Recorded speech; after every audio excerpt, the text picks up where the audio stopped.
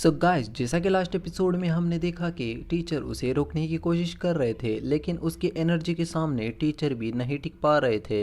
अब उसके अंदर से इतनी ज़्यादा एनर्जी निकल रही थी कि वो भी अब खुद एक्सप्लोड होकर मरने वाला था।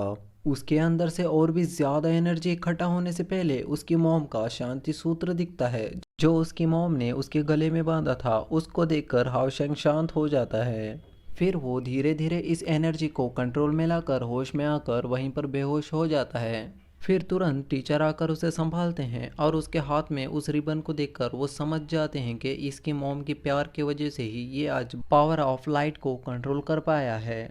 फिर उसे वो कहते हैं कि आज से तुम एक सच्चे लाइट के बेटे बन गए हो।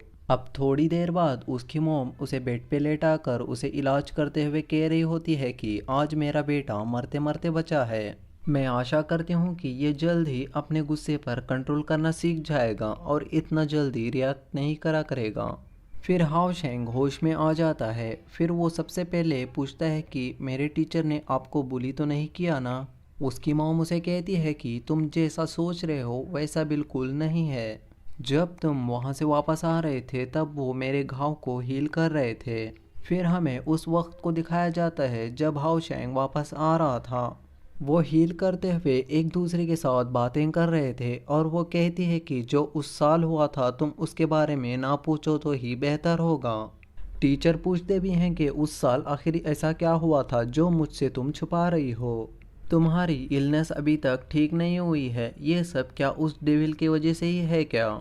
मॉम डेविल का नाम सुनते ही वहाँ से उठकर चली जाती है। इतने में ही तुम वहाँ पर आ जाते हो और बाकी का तो तुमने देखा ही था। वो फिर हाओशेंग को ये भी कहती है कि मेरे पास और भी बहुत कुछ है जो मैं तुम्हें बताना चाहती हूँ। जो तुम्हारे टीचर हैं असल में वो तुम्हारे फादर हैं। ये सुनकर हाओशेंग चौंक जाता है और उठकर जोर से फादर चिल्लाता है। उसकी आवाज़ सुनकर जिंग्यू भागते हुए दीवारों को तोड़कर अपने बेटे के पास आ जाता है। उसकी माँ ये सब देखकर अपना माथा पीटने लगती है और कहती है कि हाओशेंग को इम्पल्सिव होने की आदत शायद अपने फादर से ही आई है। फिर उसकी मॉम हाओशेंग को पूरी कहानी बताती है और कहती है कि आज से 10 साल पहले ह्यूमंस और डेमन्स के बीच में फ़ाइट हुई थी और उस फाइट के अंदर तुम्हारे पापा बहुत ज़्यादा सीरियसली इंजर्ड हो गए थे। फिर मुझे डेविल ने अगवा कर लिया था। मुझे वो साल बहुत ज़्यादा दर्दनाक था। जब मैं वहाँ से वापस आई तो मुझे पता नहीं चल रहा था कि मैं तुम्हारे पापा के सामने क्या मुंह लेके जाऊँ, इसीलिए मैं सबसे छुप कर रह रही थी। फिर मैंने यहाँ आकर पाया कि मैं प्रेग्नेंट हूँ। अब जिंक्यू भी कहते हैं कि ये पिछले 10 साल मेरी ज़िंदगी के बहुत ज़्यादा दर्दनाक साल थे। मैंने तुम्हारी मॉम को बहुत सारी जगहों पर खोजने की कोशिश की, लेकिन उस समय मुझे नहीं पता था कि मेरा एक बेटा भी है। तुम्हारी मॉम मुझे सबसे पहले तुम्हारे बारे में सीधे सीधे बताना चाहती थी, लेकिन मैंने ही उन्हें रोके रखा था। शायद तुम सहन नहीं कर पाते। मुझे लगता है कि शायद मैं तुम्हें बताने के लिए सहन नहीं कर पाता। फिर हाओशेंग जिंग्यू के पास आकर उसके पास ही बैठ जाता है। जिंग्यू बताता है कि एक बिना बाप का बेटा होना कैसा होता है मैं समझ सकता हूँ।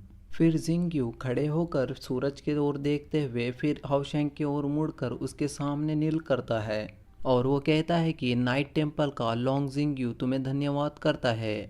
तुमने इतने सालों तक मेरी पत्नी का ध्यान रखा है और उसे मेरे ना होने का महसूस नहीं होने दिया है। तुमने उसे प्रोटेक्ट करने का मेरा प्रॉमिस निभाया है। बायू वो औरत है जिसको मैंने प्यार किया है, जिसकी रक्षा मैं नहीं कर पाया था। अब हाओशेंग कहता है कि जब से मैंने आपको देखा था मैं आपको पसंद करने लगा था और मेरा पूरा बचपन आप ही के साथ बीता है और मैं हमेशा सोचा करता था कि काश आप मेरे पिता होते।